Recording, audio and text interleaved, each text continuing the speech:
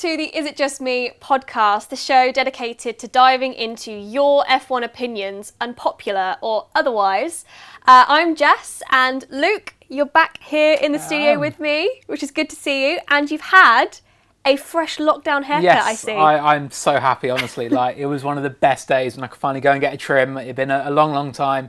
I know my mum and dad, they both watch this podcast all the time, and the one comment they always had was, you need a haircut as well. But finally I've done it. So, yes, very, very pleased, and pleased to be back here in person. It's good to not be chatting on Zoom for once. I know, right? I'm getting sick of Zoom calls, if I'm honest, so it's good to be able to use the studio space today. But we're here. We've had 2 races of the 2020 season.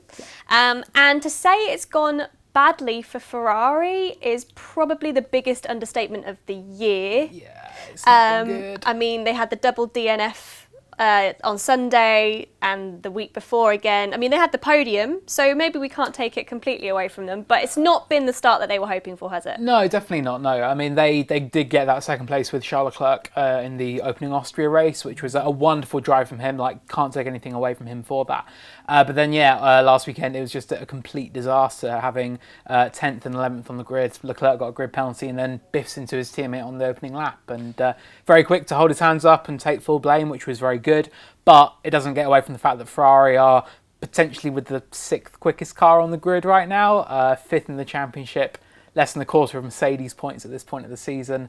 It's really not looking good for them at all. And with the calendar kind of a bit up in the air, we've had a couple more races confirmed, which is great to see. One of which is Mugello, which is going to be Ferrari's 1,000th race.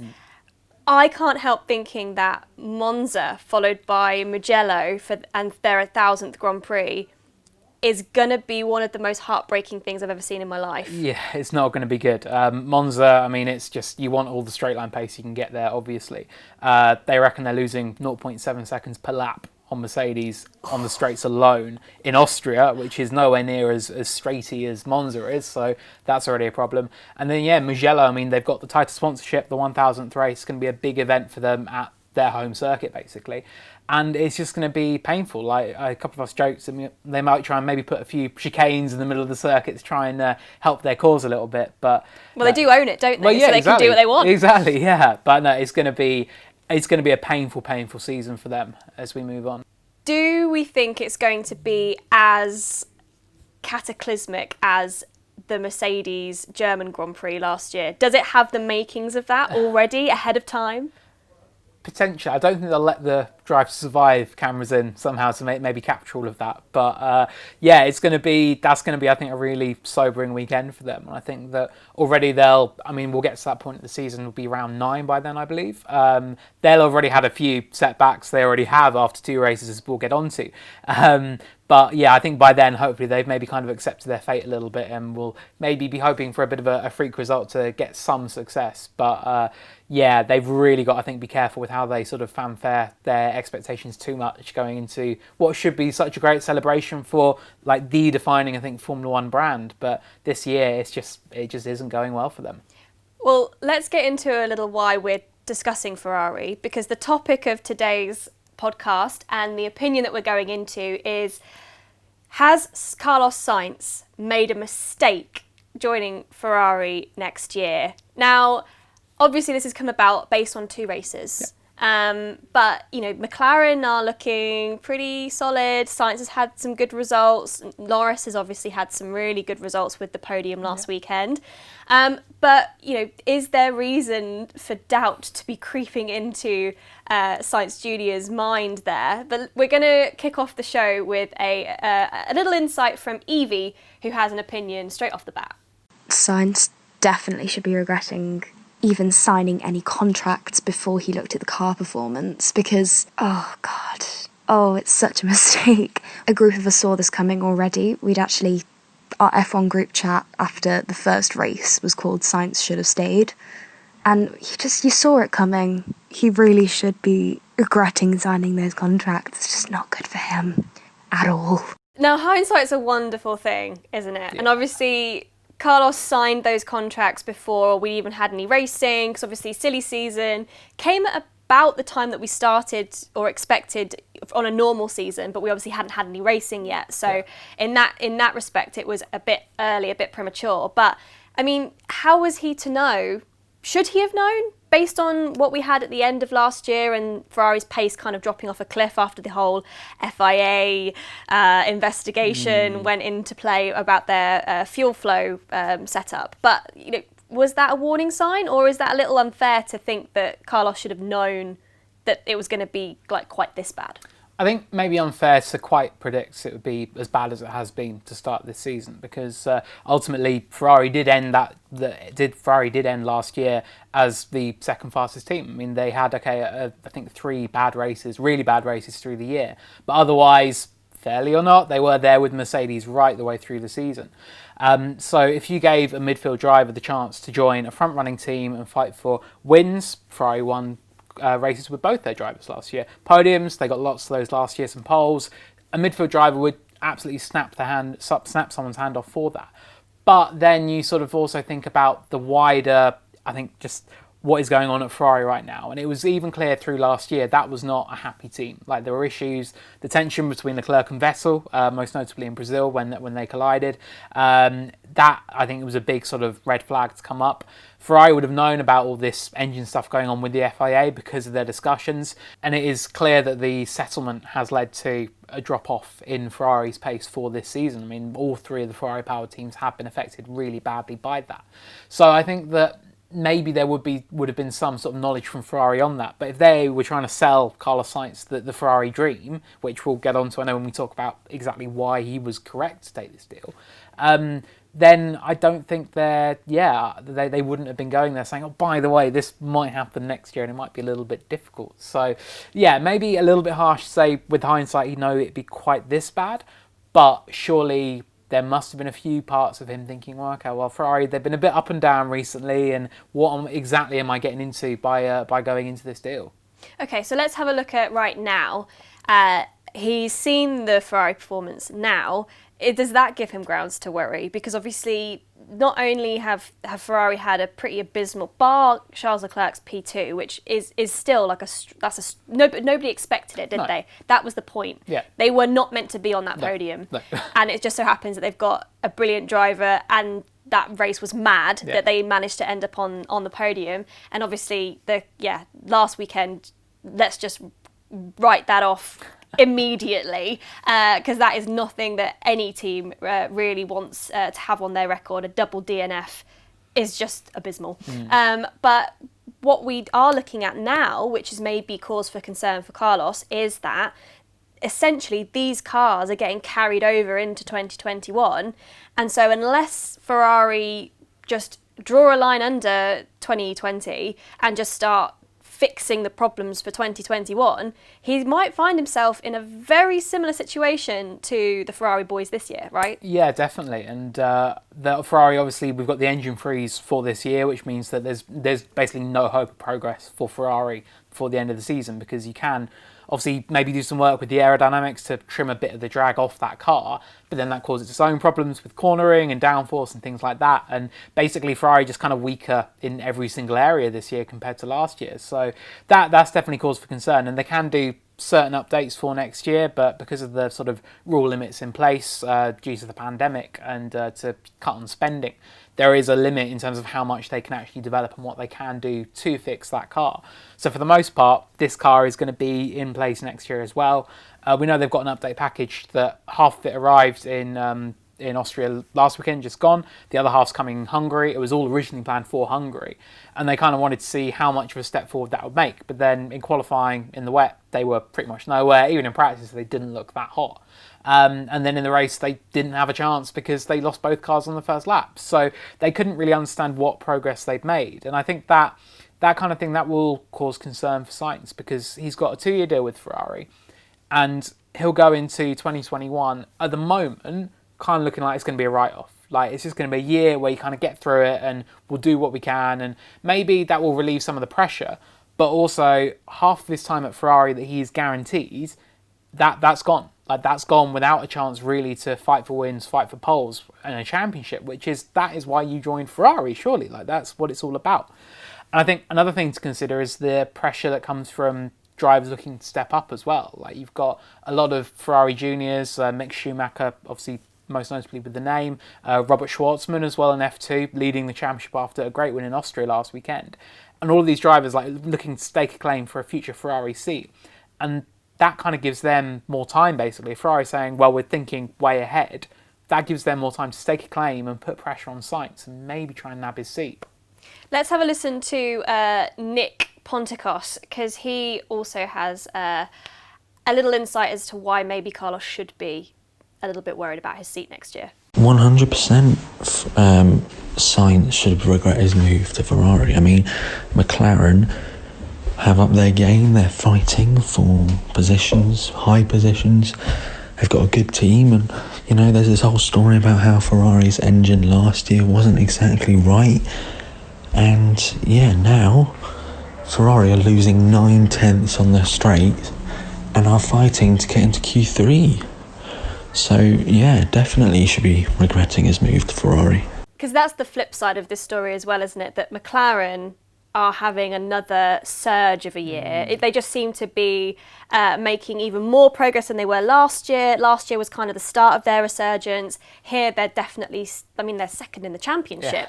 And Lando Norris is third in the Drivers' Championship. I mean, if you'd have told me that last year, that was going to happen, I'd have called you mad. But here we are. And they just seem to be really strong. I think both drivers have come out, as well as Siedel's come out and said the reason behind it is that we've just got this car that's really well balanced, and it's just the drivers feel confident, and it's okay, it might not be the quickest car on the circuit, but because it's balanced and because the drivers have confidence in it, they can push even into the end of the race, which is what we've seen with Lando Norris's. I think his new Twitter name is Last Lap Lando, because he seems to just be able to pull it out of the bag, even though everybody else is kind of in management mode, right? And that's, I mean, it's brilliant to see from an F1 fan perspective and from, you know, our perspective. It's great to see McLaren on the up and up.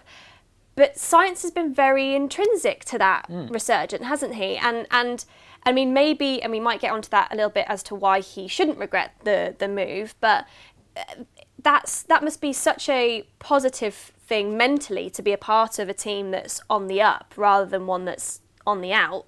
And I'm not saying Ferrari's on the out, I'm just saying they're not having a good time of it right now and they're going to have to pick up their game. So is that a concern for him, the fact that he's in such a good place right now and that's all going to disappear next year? Yeah, definitely. That environment at McLaren has been perfect for him, really. He went there after losing his seat with Renault in 2018, was handed a multi-year contract for the first time in his career, and the stability that gave him was huge. Like, pressure went from his shoulders from the Red Bull program of, I've got to fight for my future. And we saw that on track. Like, he just came with a brilliant season, like all round. It was near perfect, I think. Obviously got the podium in Brazil, which was a real highlight. And it was just like, McLaren just got rid of all sort of the expectation of, oh, we're McLaren's, therefore we should be winning, that I think was there throughout the second Alonso era at that team. There was a newfound humility there, and Sainz was a big part of that. And he led the team superbly last year, was saying in the winter, like, oh yeah, I'm starting to talk to the team about about a new contract already. Obviously, with hindsight, we now know that's because he had a phone call from Maranello saying, what are you doing for 2021? But there was sort of the feeling that, yeah, this could be a real good long-term partnership. And I think that if you're in that midfield, you either jump at a chance to join a top team, which he arguably has done with this deal at Ferrari, or you kind of settle in and say, right, I'm here for the long term. I want to build this team up, take it to the front. Something that Fernando Alonso is looking to do with Renault on his comeback. I think something that Daniel Ricciardo, Sainz's replacement at McLaren, is also going to look to do. But that environment, I mean, it's just been so good for Sainz. Like, the banter between him and Lando, I mean, we love seeing that. But that's the whole team summed up. Like, it's indicative of the good atmosphere, the good vibes that are coming out of Woking right now. And, like, I really just want... you just want to see some more of that, don't you? You want to see this sort of feel-good story. And as nice as it is to see him get this dream move to Ferrari, also all of that good stuff at McLaren, like that, with him involved, that comes to an end at the end of this season. And it is such a shame as well, because you briefly touched on it before, but he's not had an easy time of it to get to where he is, has he? He's been kind of tossed from team to team, you know, shunned pretty much, and the background to that was maybe he didn't really get on with certain other people in the Red Bull program and had a bit of a tough time of it. Got put out on loan at Renault, then Renault replaced him with Ricciardo. He's kind of always been the kind of the spare almost, but in McLaren he solidified himself. You know, he built himself a platform, he made a name for himself, he had some brilliant results last year. I mean, you mentioned the Brazil podium, and he was my out and out driver of last year. Like he was the one that I was like, this guy has done amazing things in machinery that should not be delivering the results that he was getting. And you know, all jokes aside that the TV weren't picking him up or showing any of his amazing moves, but you know, in his fairness, that was what was happening. And now he's almost, the story coming out of Maranello saying that, you know, he's the replacement for Vettel. It was like a Cinderella story. It was like, how is he? I mean, I think I said something about him winning the game of musical chairs. The fact that he's played all these seats in these teams and he's ended up at Ferrari. It should have been that coming home moment, or like, you know, all that hard work has built to you becoming a Ferrari driver. Because, and again, it's something we're gonna touch on a little bit. There is something special about being a Ferrari driver. But okay, so the other reason why maybe he needs to have a second think about it is that, as you said, and it's slightly to do with his teammates' age, but he is the leader, really, isn't he? Something that somebody said on one of the Instagram lives we were doing at the weekend, there was a question asked about actually this year, and again, bearing in mind we've only had 2 races, but is Norris looking like he's now going to be the preferred driver? Because obviously we saw team orders on Sunday, Carlos got out of Lando's way, but I don't think that there's enough to be said that they don't really have much favouritism, but Carlos is definitely the more experienced, the kind of, you know, he's dependable, he's steady, whereas Norris, especially last year, I mean, bearing in mind it was his first year in Formula One, was a little bit more like up and down. And he's had a brilliant start to the season, and we hope that continues. But will he be a wingman to Charles Leclerc? It looks that way, doesn't it? Like, whichever way you cut it, and as much as Ferrari may say, no, we don't do that, or we want Carlos to really push Charles and hopefully fight for wins, titles and whatever, Leclerc has got that super long contract, 4 or 5 year deal, that I think is a real commitment from Ferrari, saying, look, this is our man for the future. That commitment was so strong that Ferrari binned off Vettel without even a second thought. I mean, ouch. I still can't believe that happened. It's incredible. I don't know if we'll ever know the full ins and outs of what went on, but yeah, I mean, that's saying... And that's another thing I was going to ask you about as well, because, as you've said, the McLaren environment just seems super positive. Yeah. Everything's about, like, and again, it's easy, I guess, for an underdog to have that mentality, because they're coming from, you know, what was essentially the worst period in Formula One that they'd arguably ever had, into, okay, we're back, and this is the new McLaren, and it's a new era, so it's much easier to be positive.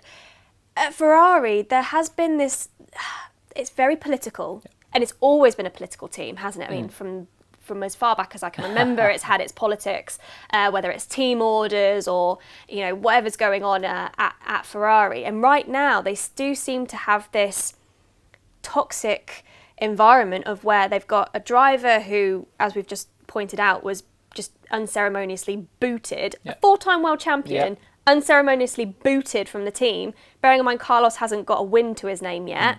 Like, is that an environment he wants to walk into? That is something that I pray, and I'm sure that he was well aware, knowing when he signed this deal, like what he is getting into. Because, as you say, like, it is a very political environment. Ferrari, I think when they started last season, Mattia Binotto took over as team principal, and I think they did a big marketing and rebrand around Essere Ferrari, We Are Ferrari. But that, like, by the end of the season, that looked like it was completely out the window. Like, we saw their drivers literally crashing into each other and ignoring team orders. And then the way they got rid of Vettel was very cold. And ultimately, these decisions are made by people with far more experience than you or I. But it was just you would expect maybe better treatment for a driver who's been like the lead guy at Ferrari for 5 seasons by now. So for Sainz, like, he knows what he's walking into with that. He knows that Leclerc is surely going to be the man that Ferrari want to rally around for the future. And ultimately, yeah, he might get the chance to fight for wins and poles and maybe a championship. But as we've seen throughout Ferrari's history in particular, they like to rally around one driver and they rarely split it between two very evenly. And I think that last season Leclerc surprised everybody when he started so well, because Ferrari did expect Vettel to be the man that they would start focusing on from the beginning of the year. Otherwise, you look back, I mean, Vettel's been the guy, Alonso was the guy. Probably not until Raikkonen and Massa, when even then Kimi was really like the number one. That's the last time there was any kind of parity in Ferrari. And then you're back into Schumacher and Barrichello, which is the ultimate wingman story, I think, in F1. So yeah, I think for Sainz, it should be a step up to a front-running team, but it's also a case of where he's no longer going to be like on an equal footing, at least, or the leader as he's been with Lando. He is now, I think, going into an environment where he's very much like, okay, I'm the new guy here, I've got to learn, I've got to get up to speed with a phenomenally quick teammate.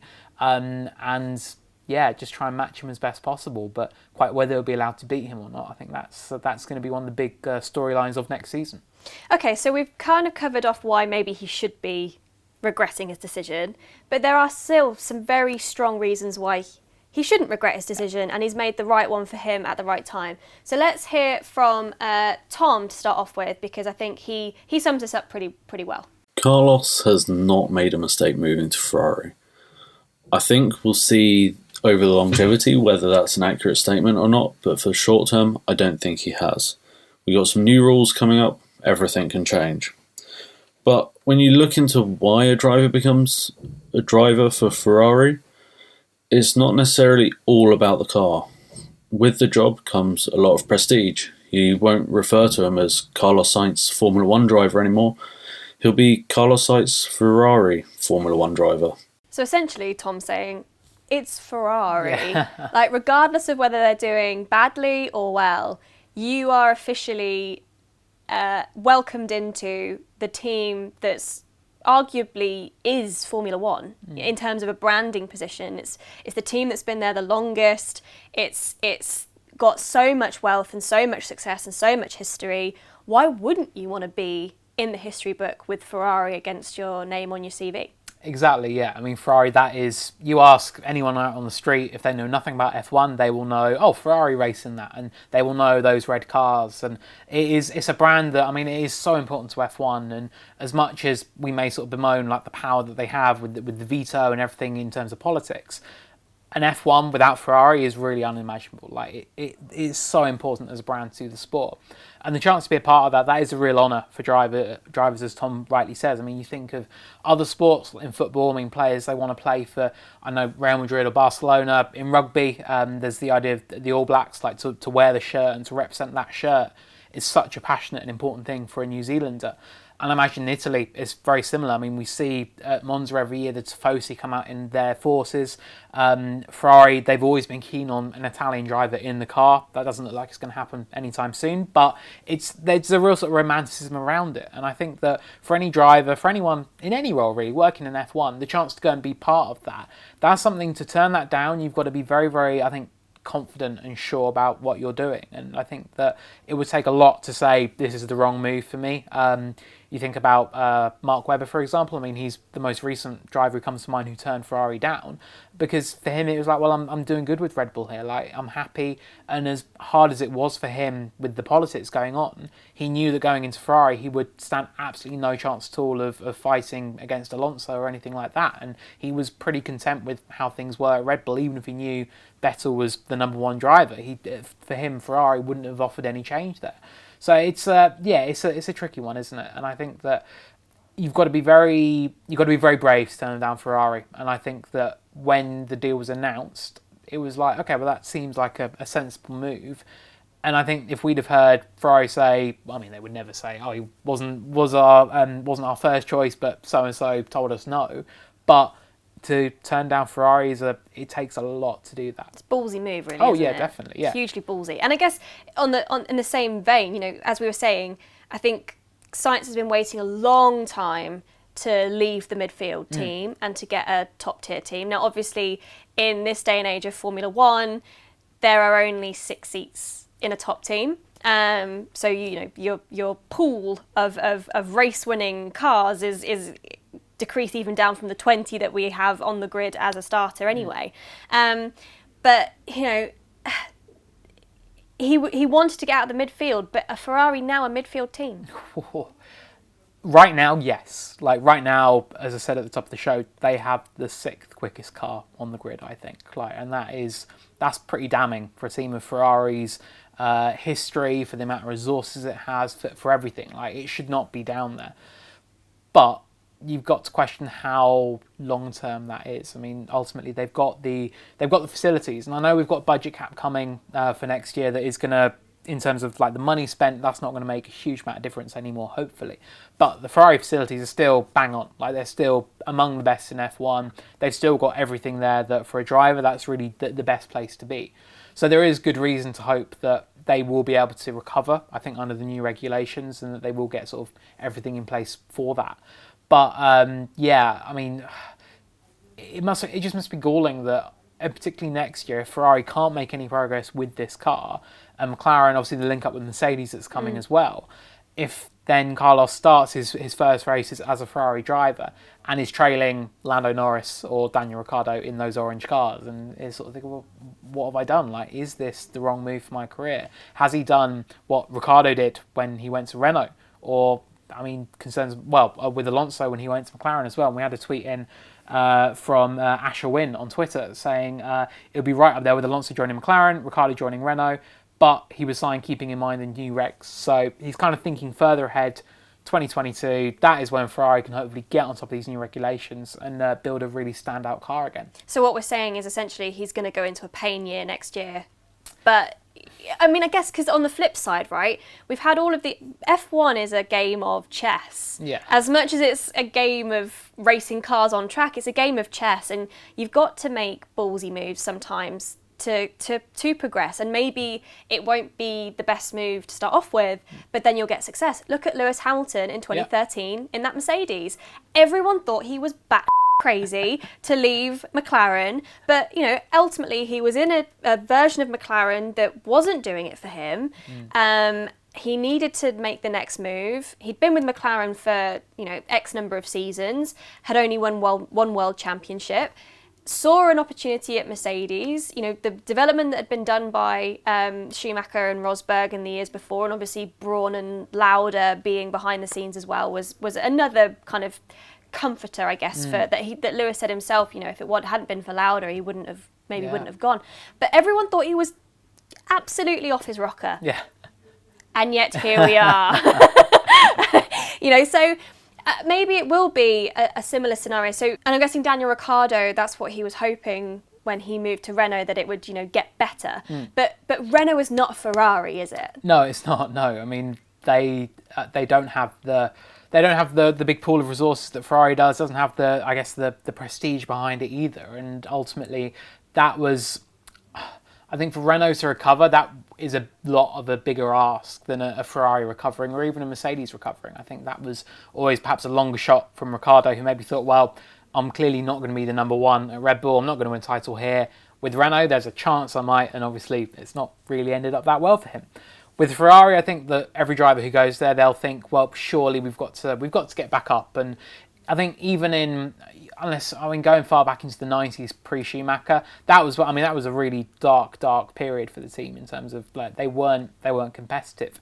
But every driver kind of went there still with this kind of idea of, okay, I can be the man to rebuild, and I can be the person to really lead them back up again. That's what Alan Prost did, and it didn't work out. And then we've seen so many times Fernando Alonso, Sebastian Vettel, both solved this idea of, I can go to Ferrari, I can do what Schumacher did, I can build a team around me, and I can help be part of this sort of restoring the team to its former glories, which is something that Ferrari needs to do now, because it's been, 13 years since their last driver's title? 13 Mad. years. And my God. Assuming they don't win either this year or next year, 15 years. That's a long time. drought. Like, and for a team like Ferrari, that's a really long drought. It's unthinkable. I guess Sainz has now a track record in building a team back up, as we touched on in much more detail earlier on in the show about McLaren. So, and I guess, where else was he going to go is the question, right? He was either going to stay at McLaren or what? Yeah, exactly. Like it was, I thought it was pretty simple that he would just remain at McLaren, and because you thought, okay, those top seats would be absolutely shut off, and as you said, there's only 6 of them, so it's very hard to get in there. And it looked like he was going to kind of be in with McLaren for the long haul, and maybe be the man to win their first race since 2012 if the budget cap works in their favour, and sort of think really, really long term. But ultimately, he was kind of forced into the decision quite early in the year.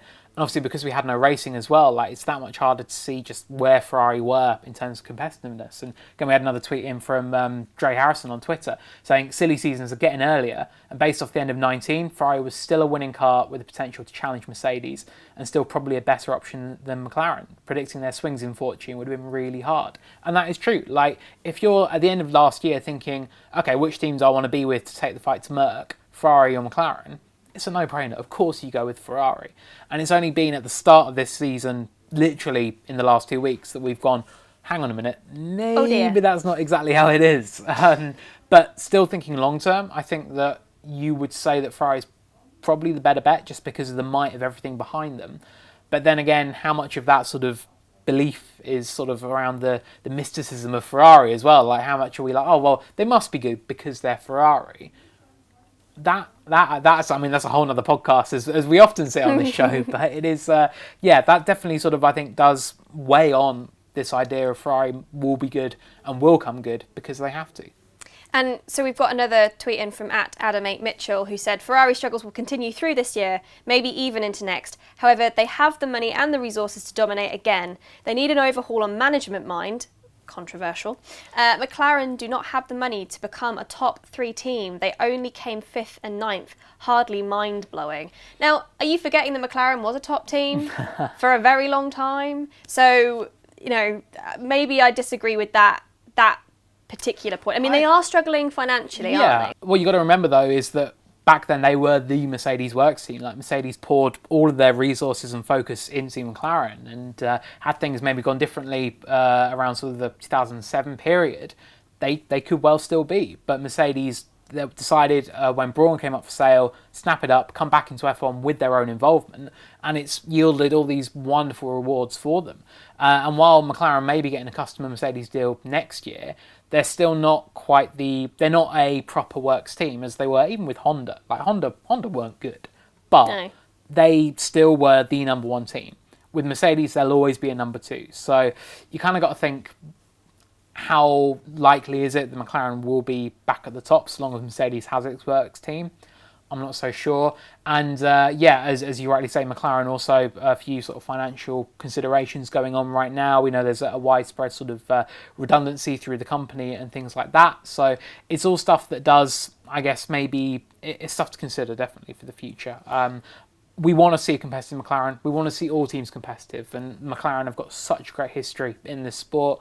I think we saw the reaction to their podiums in both Brazil and in the first Austria race, just how pleased people were for that team. But also, long term, you've got to think, is it just going to be these like one-off results here and there? Is it maybe going to become a little bit more? Or is it just going to be, I think it might be tricky for them to make it a permanent thing. So, you're Carlos Sainz, right? Now I've just decided junior, not senior. Okay. They're both cool, to be fair. I mean, take your pick. Both have more hair than me as well, which is quite worrying. Oh dear. But okay, so you are Carlos Sainz Jr. And because this is going to be a question he's going to get all year, isn't it? How do you regret your decision? How do you shut up people like us who are going to be asking him that question all through the season? I think you come up with a very well-rehearsed answer that you pass off word for word every single time and go, no, I don't regret my decision. And I think he's got to be, I mean, he will be thinking it. Like, he will be looking at what Ferrari have done in these first 2 races and think, oh, yikes, like that's not very good. But I think he's also got to think, okay, why am I joining Ferrari? Like, what am I buying into when I'm joining that team? And ultimately, it is long term. Like, it is not about becoming world champion in 2021 because that simply won't happen. It is about how do Ferrari react to these new regulations. I would put a question mark over that, given that you look at 2014, how badly they adapted to those new regs. But then in 2017, when the new aero regs came in, they did really well. So it's a mixed record. Hopefully they're on the right side for 2022. And I think really if I'm Sainz, like I'm thinking, okay, let's just do enough through 21 and 22 to get a new deal, get maybe another 2-3 years there, build myself up, compare myself to Charles Leclerc, learn from Charles Leclerc, and really improve myself as a driver. And then look sort of long term and think, okay, can I fight for a title, for wins and those sort of glories? But I think he's got to think that it can't be a go in and win the title at the first attempt. It won't even probably be the second attempt. Like, I think it is different to Hamilton when he took his gamble to join Mercedes that paid off, and perhaps different to Ricciardo as well, because he joined Renault sort of being the guy and the man to lead it into the future. Carlos is going something very different, but right now I still think he'll be thinking, no, I know that in 5 years' time you would bet on Ferrari being ahead of McLaren in the standings. Well, there we go. What do you guys think at home? Do you agree with Luke's closing remarks there? I think I do. I don't think he should regret his decision. I think that it's, as you said, he's looking long term. And as you said, it takes balls to turn down a Ferrari seat. But let us know what you think in the comments if you're watching on YouTube. If you're listening to us on your podcast player, then make sure you tweet us or Instagram DM us and let us know what you think. Thanks to everybody who submitted your opinions ahead of this show. Make sure you're looking out for calls for next week's show. They should be out pretty soon because we've already picked the topic. So make sure you join us next week for that. But until then, it's goodbye from me. And goodbye from me.